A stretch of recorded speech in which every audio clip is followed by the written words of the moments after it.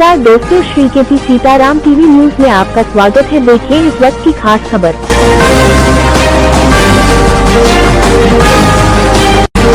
विश्व हिंदू परिषद झांसी ग्रामीण गोपाष्टमी पर्व पर आज जो कार्यक्रम हुए वो सराहनीय तो है, लेकिन ये कार्यक्रम मात्र औपचारिक बनकर न रह जाए।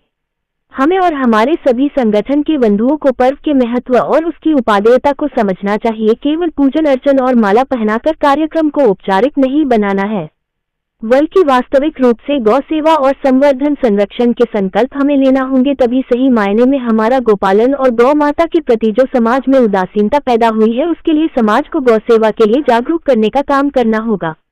गोपाष्टमी पर्व हमें गौ माता के प्रति अपनी जिम्मेदारी और कर्तव्य की याद दिलाता है। ये पर्व हमें गौ संवर्धन, सुरक्षा और गोपालन के महत्व को समझने का अवसर प्रदान करता है। गौ माता हमारी संस्कृति और परंपरा का एक महत्वपूर्ण हिस्सा है। वे हमें दूध, गोबर और अन्य उपयोगी वस्तुएं प्रदान करती हैं। लेकिन हमें यह भी याद रखना चाहिए कि गौ माता की सेवा और सुरक्षा करना हमारा नैतिक और धार्मिक कर्तव्य है। गोपाष्टमी पर्व पर हमें गौ संवर्धन और सुरक्षा के लिए काम करने का संकल्प लेना चाहिए। हमें गौशालाओं की स्थापना करनी, गौ माता के लिए उपयुक्त आहार और आश्रय प्रदान करना और उनकी स्वास्थ्य देखभाल करनी चाहिए। इसके अलावा हमें गोपालन के महत्व को भी समझना चाहिए।